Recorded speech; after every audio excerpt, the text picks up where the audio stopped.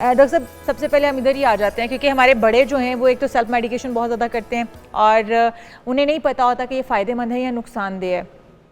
यहाँ पर दर्द हो रही है, ये गोली खा लो, यहाँ पर दर्द हो रही है, ये फक्की खा लो। क्या ये ठीक रहेगा?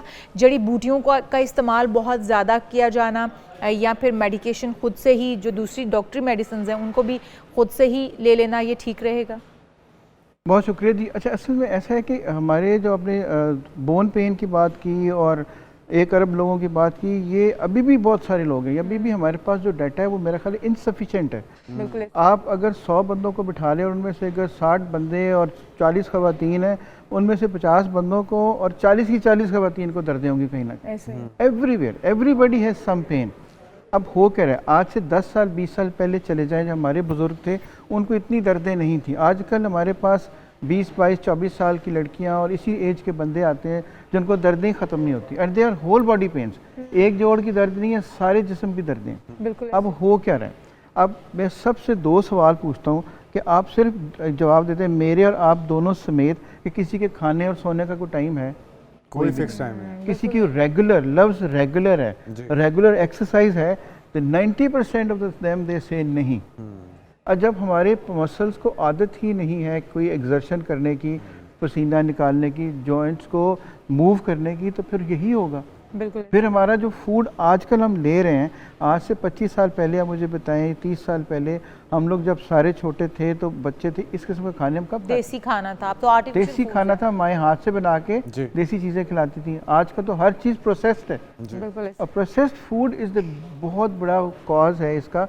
बाकी हमारी सुस्ती, हमारी अपनी नाअहली समझने कि हम लोग एक्सरसाइज नहीं करते, जब हम खुद नहीं करते because of the security reasons और सम अदर रीजन, बच्चों को भी नहीं भेजते। बिल्कुल ऐसे ही। तो वो फिर इसीलिए सारा कुछ हो रहा है। अच्छा, ये आपने एक तो फूड का कहा कि हमारी फूड अब वो वाली नहीं है जो पहले थी। हमारे बड़ों के टाइम पे वो देसी फूड थी और उस वक्त केमिकल्स का इस्तेमाल नहीं था, प्रोसेस फूड नहीं थी। दूसरा हेल्थी लाइफस्टाइल जिसकी आप बात करें, हमारी ख़वातीन घर के सारे काम खुद करती थी। अब हम इतने लग्जरियस लाइफ के आदी हो गए हैं कि एक मिडिल से लोअर तबका जो है वो भी घर में मेड रखता है, सारे काम हम उसके ऊपर डिपेंड करते हैं, हम खुद कुछ भी करना नहीं चाहते हैं और फिर हम कुर्सी पे बैठ के या सिर्फ लेटे रहने को हम कहते हैं कि जी हम तो बस थक गए और हमारी बॉडी जो है उस तरह से हरकत नहीं कर रही है। अगर हम अपने सिर्फ लाइफस्टाइल ठीक कर लें, एक्सरसाइज, वॉक या अपनी बॉडी को वर्कआउट की आदत डाल लें और हम अपना खाना पीना ठीक नहीं कर सकते, हमारी मार्केट में वही सारी खादों वाली चीज़ें आती हैं, वो तो हम किसी तौर बेहतर नहीं कर सकते, तो क्या सिर्फ एक्सरसाइज से हम ठीक रहेंगे? हमारी हड्डियाँ जो आने वाले दिनों में जो फिगर्स हम कोड कर रहे हैं कि अभी भी बहुत हैं और आने वाले दिनों में मजीद बढ़ेंगे, क्या उससे बचा जा सकता है? ऑन ए लाइटर नोट, आपने मेड की बात की तो मैंने एक दफ़ा अपनी कुलीग से पूछा था कि तुम सारी ख़वातीन आपस में बैठ के क्या गिटपिट करती रहती हो? उन्होंने कहा जी हम सिर्फ एक बात करते हैं कि किसकी मेड है, किसकी मेड चलेगी, हमें सिर्फ एक ही काम है, हम इसी बात आपकी बिल्कुल ठीक है। Exercise is the key to everything. आप कुछ नहीं कर सकते तो सिर्फ वॉक कर लें, 25 मिनट 20 मिनट वॉक कर लें, आपके बहुत सारे मसले, चाहे वो बोन पेन हो, चाहे वो दिल का मसला हो, ब्लड प्रेशर हो, शुगर हो या ओवरऑल इवन डिप्रेशन हो, एंग्जाइटी हो, सब कुछ ठीक हो जाएगा। और बाकी आपने पहले बात की थी जी कि हम जो सेल्फ मेडिकेशन करते हैं, अच्छा सेल्फ मेडिकेशन की एक लिमिट होनी चाहिए।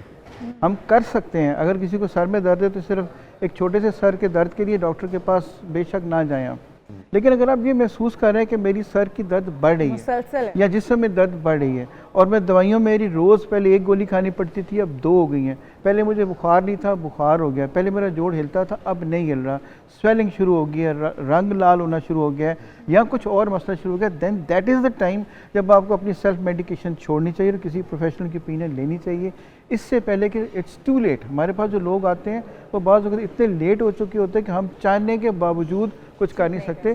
सिर्फ ये था कि अगर टाइम पे आ जाएं तो हम बहुत कुछ उनका कर सकते। तो एज के साथ ये चीज़ें जुड़ी हुई हैं डॉक्टर साहब, क्योंकि आप तो बता रहे हैं और हम खुद भी मुशाहिदा कर रहे हैं कि अब तो नौजवान भी इस तरह की शिकायतों का शिकार हो चुके हैं। ये जो जिस्म में दर्द होना ख़ास तौर पे ख़वातीन जो कि बहुत सी उनके ऊपर ज़िम्मेदारियाँ हुई रहती हैं, बच्चों को पालना, फिर प्रेगनेंसी के मामलात, तो क्या ऐसी चीज़ें हैं जो हम कर सकते हैं जो बुज़ुर्गी से पहले ही जिस चीज़ें शुरू हो जाती हैं उसके ऊपर ओवरकम करने के लिए? तो आपने एक्सरसाइज बताया, अच्छी खुराक का बताया, और क्या क्या इक़दाम हैं? क्योंकि हम देखते हैं कि गलत पोस्चर पर बैठना, मुसलसल ऐसी अपने जिस्म को मुशक्क़त देना जिससे वक्त से पहले ये चीज़ें हो जाती हैं, तो वो क्या चीज़ें हैं करने वाली?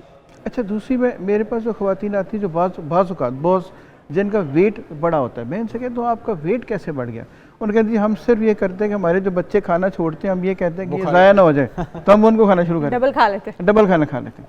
क्योंकि आपके बच्चों का खाना तो बच गया, आपका क्या बनेगा? अगर आपका ब्लड प्रेशर ज़्यादा हो गया, आपकी डायबिटीज़ ज़्यादा होगी, वो कंट्रोलेबल ना रही, तो उससे क्या फ़र्क पड़े? मैं क्या उस सारे बचत का फ़ायदा क्या हुआ? अच्छा, मेन दूसरी चीज़ जो आपके सवाल का जवाब है कि आप ज़रूर थोड़ी सी एक्सरसाइज कर लें।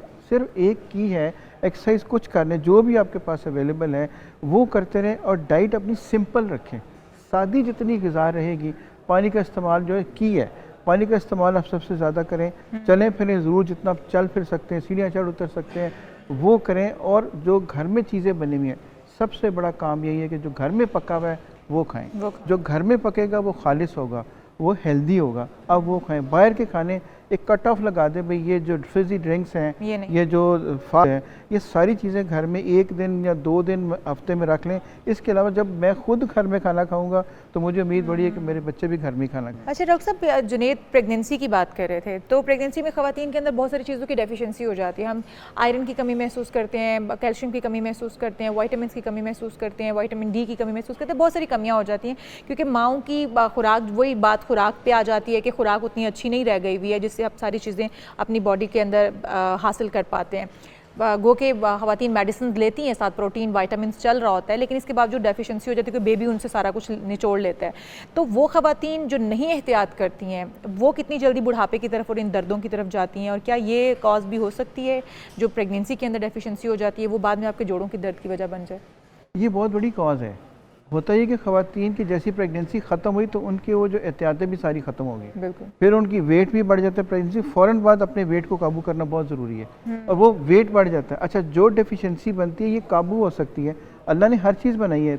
घर में जो अवेलेबल फ्रूट है, दूध हर घर में आता है, इसी तरह जो चीज़ें घर में अवेलेबल हैं, सब्जियां आती हैं, ये लीफी वेजिटेबल्स आते हैं, ये सिट्रस फ्रूट्स आते हैं, सिर्फ यही लेते हैं तो आपकी सारी डेफिशिएंसी ठीक हो सकती है। बड़े महंगे महंगे विटामिन लेने की भी ज़रूरत नहीं है। सिर्फ ये कि आप ये देखें कि मैंने कब खाना है, कितना खाना है और ख़ास तौर पे सोना। मैं जानना चाहती हूँ कि मर्दों की निस्बत ख़वातीन की रेशो ज़्यादा है इस दर्द के अंदर, मुख्तलिफ मसाइल के अंदर वो मसाइल से गुजर रही होती है। मेनोपॉज एक बड़ा मसला माना जाता है। कहते हैं मेनोपॉज जब होता है ख़वातीन के अंदर तो कैल्शियम बॉडी बनाना बंद कर देती है, जिसकी वजह से उनकी हड्डियाँ बुरबुरी होना शुरू हो जाती हैं या वो दर्दों का शिकार हो जाती हैं। क्या ये भी एक वजह है, मेजर वजह इसको तसव्वुर किया जा सकता है? जी बिल्कुल है।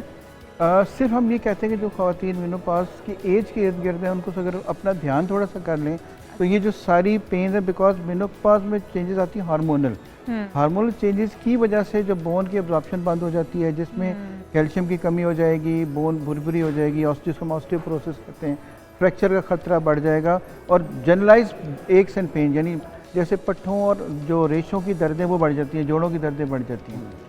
बात फिर वही आ जाती है कि हम अगर अपने आप को थोड़ा सा उस चीज़ के लिए तैयार कर लें, तैयार कैसे कर लें? अपनी डाइट बेहतर कर लें, अपने पानी की मकदार बेहतर कर लें, दूध की क्वांटिटी बेहतर कर लें। जो चीज़ें आजकल अवेलेबल हैं, मतलब आजकल किसी खातून को खाना चाहिए तो आजकल हमारे पास सिट्रस अवेलेबल है, आप नींबू पानी पिएं, आप जो तरबूज अवेलेबल हैं, ये महंगे नहीं हैं, तरबूजे अवेलेबल, ये वो तमाम चीज़ें जोड़ों के लिए, आपके जिस्म की नशो नुमा के लिए, पट्ठों के लिए ये बहुत अहमियत के हामिल हैं। इससे पेट भी भर जाएगा, वेट भी नहीं बढ़ेगा, आपकी फ़िटनेस भी बेहतर होगी और आप हेल्दी ऑर्गेनिक चीज़ें ले रहे होंगे। तो मेनोपॉज हर एक खातून को जिसकी एज अराउंड 40 के करीब है उसको आना है।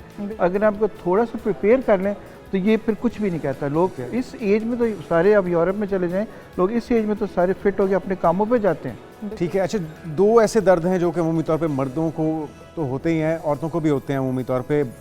आफ्टर 50 हमने देखा है घुटनों का दर्द, और एक बार शुरू हो जाए फिर वो जान मुश्किल से ही छोड़ता है। तो उसके लिए फिर क्या कोई ऐसा ऑयल है?